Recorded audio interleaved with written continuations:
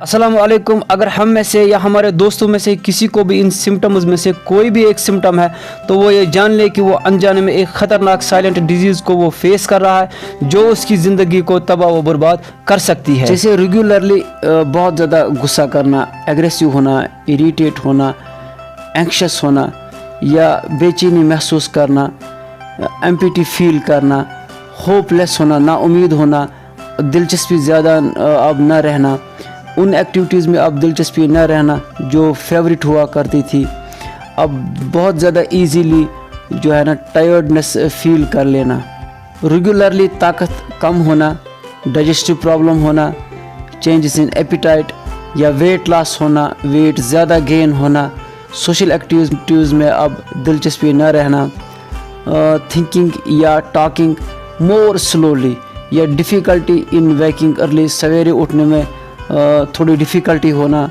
या regularly sir में दर्द रहना, खुदकुशी के ख़यालात आना, बहुत ज़्यादा शराब पीना, ड्रग्स का इस्तेमाल कर लेना, engaging in high risk activities, उन एक्टिविटीज़ में इन्वॉल्व होना जिनसे जान जोखिम में पड़ जाए, reduced sexual desire, lack of sexual performance after marriage या इनएबिलिटी टू कंसंट्रेट ही ना कर पाना, काम करने में डिफ़िकल्टी पैदा होना या बातचीत करते वक्त बहुत देर से जवाब देना, मूड बार बार चेंज होना, बहुत ज़्यादा चिल्लाना, फीलिंग्स ऑफ इनकम्पिटेंस, ये महसूस कर लेना कि मैं ये काम नहीं कर सकता, वो नहीं कर सकता, ना उम्मीद होना, बहुत ज़्यादा मायूस होना, स्कूल जाने से इनकार कर लेना या अपने दोस्तों और जो भाई बहन है उनके साथ अब रिश्ता ज़्यादा न रख लेना, उनसे दूर रहना या स्कूल परफॉर्मेंस में डिक्लाइन आना, यानी अगर बहुत ज़्यादा काबिल है तो एवरेज पे आना है, अगर एवरेज है तो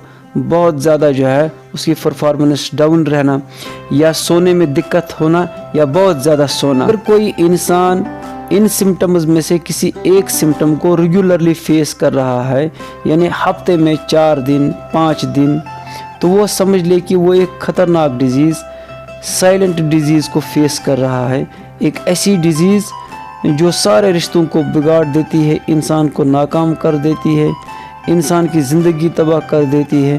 क्योंकि जब इंसान के दिमाग पे असर पड़ता है तो उसकी इमोशंस जो है नेगेटिव बन जाती है, तो जब इंसान की नेगेटिव इमोशंस बन जाती है तो उसके सारे काम जो है वो नेगेटिव होते हैं।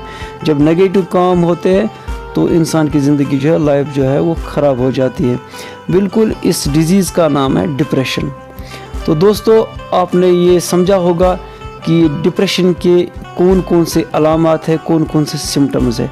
अब हम आपको अब हम आपको ये बताएंगे कि इसके काजेज़ क्या है और इसका बेहतरीन ट्रीटमेंट क्या है, चाहे वो ट्रीटमेंट फ़िज़िकल ट्रीटमेंट हो, साइकोलॉजिकल ट्रीटमेंट हो। तो चलो हम इस बीमारी के वजूहात जानने की कोशिश करते हैं, इसके काजेज़ जानने की कोशिश करते हैं कि ये बीमारी इंसान को कैसे लग जाती है, क्यों लग जाती है। तो पहला रीज़न जो है इसका, पहला जो काज है इसका वो है एब्यूज़। एब्यूज़ का मतलब है इंसान के साथ इमोशनली हो या सेक्सुअली ज़्यादती होना। तो ज़्यादती की वजह से इंसान को ये बीमारी लग सकती है। उसके बाद है कन्फ्लिक्ट। वो कन्फ्लिक्ट इंसान को पर्सनल कन्फ्लिक्ट हो, फ्रेंडशिप में हो, फैमिली में हो या वार लाइक सिचुएशन में हो या नेशनल लेवल पे हो, स्टेट लेवल पे हो। डेथ और लॉस, किसी अपने की जो है डेथ होना, उसका सदमा बर्दाश्त न कर पाना। जेनेटिक्स है, यानी जेनेटिक्स का मतलब ये है कि फैमिली बैकग्राउंड में भी किसी इंसान को ये बीमारी हो सकती है, उसकी वजह से ये हेरिडिटी की वजह से ये इंसान को लग सकती है। मेजर इवेंट्स, कभी इंसान जो है नया बिज़नेस स्टार्ट कर लेता है, कोई वो खुशी का काम होता है लेकिन खुशी की वजह से उस पर जो है वो बिज़नेस को संभालना मुश्किल हो जाता है, तो उसको स्ट्रेस आ सकता है, डिप्रेशन हो सकता है, या वो बिज़नेस फेल भी हो सकता है, उसकी वजह से भी इसको स्ट्रेस आ सकता है। या और जैसे शादी है, शादी का फेल होना या ऐसे भी वजूहात है, मेजर इवेंट्स होते हैं लाइफ में। पर्सनल प्रॉब्लम्स की वजह से भी इंसान को डिप्रेशन हो सकता है। सीरियस इलनेस, कभी इंसान को ज़्यादा जो है बीमारी होती है, उस बीमारी की वजह से भी इंसान को स्ट्रेस आ सकता है। सब्सटेंस यूज़, इंसान कभी जो है ज़्यादा शराब का इस्तेमाल कर लेता है या सर्टेन मेडिकेशंस यानी ज़्यादा ड्रग्स का इस्तेमाल कर लेना। अब हम चलते हैं एक अहम पॉइंट की ओर, वो है ट्रीटमेंट फॉर डिप्रेशन। अब हमें ये रियलाइज़ हो गया कि हमें ये डिजीज़ है क्योंकि हमने ये सिम्टम्स अपने आप में देखे हैं। तो सबसे पहली बात यह है कि सेल्फ एनालिसिस करना, वो ये एहसास हो जाना, ये एक्सेप्ट कर लेना कि ये एक डिज़ीज़ मुझ में है। जब तक हम ये एक्सेप्ट नहीं करेंगे, क्योंकि अक्सर ऐसा होता है कि इस सिम्टम्स को देखकर भी हम ये एक्सेप्ट नहीं कर पा रहे हैं कि ये हमें बीमारी है, तो इसीलिए हम इसका ट्रीटमेंट नहीं कर पाते हैं। तो जब हमने ये एक्सेप्ट कर लिया कि ये मुझ में ये बीमारी है, तो अब हम आसानी के साथ इसका जो है ट्रीटमेंट कर सकते हैं। तो 5 चीज़ों का जो है हमें वो भरपूर इस्तेमाल कर लेना है। तो उन 5 चीज़ों में जो पहला चीज़ जो है वो है अर्थ यानी ज़मीन, दूसरा है वाटर, तीसरा है एयर, और चौथा है फायर, और 5वां है सिकाई। क्या मतलब है इसका? ज़मीन से जितने भी चीज़ें निकलती है, जैसे फ्रूट्स है, वेजिटेबल्स है, उनका हमें भरपूर इस्तेमाल कर लेना है। वाटर, साफ़ पानी का इस्तेमाल कर लेना। एयर, प्योर एयर होना चाहिए, साफ़ हवा होनी चाहिए। फायर यानी इंसान का जो है बॉडी टेम्परेचर वो नॉर्मल रहना चाहिए, यानी सनलाइट का ज़्यादा इस्तेमाल कर लेना चाहिए। क्योंकि अगर आप देखोगे कि इंसान जो है अगर अंदर ही कमरे में रहेगा, सनलाइट का इस्तेमाल नहीं कर पाएगा, एक अंधेरे कमरे में अगर हम उसको रखेंगे तो वो जो है ऑटोमेटिकली जो है डिप्रेशन में चला जाएगा। तो इसी तरह अगर हम साफ़ पानी का इस्तेमाल नहीं कर पाएंगे तो जो है गंदा पानी हमारे जिस्म में चला जाएगा, तो उसकी वजह से भी हमारे अंदर जो है हमारा जिस्म जब इफ़ेक्ट होगा तो नेचुरली जो है हमारी जो सोच है वो भी इफ़ेक्ट हो जाएगी। उसके बाद है सिकाई। अक्सर इंसान जो है वो लाइक करता है कि मैं ओपन स्पेस में जाऊं, यानी छत पे जाऊं या पहाड़ पे जाऊं, एक टूरिस्ट प्लेस पे जाऊं, तो इंसान को अच्छा लगता है। इसीलिए जो है ओपन एनवायरनमेंट में जाना चाहिए।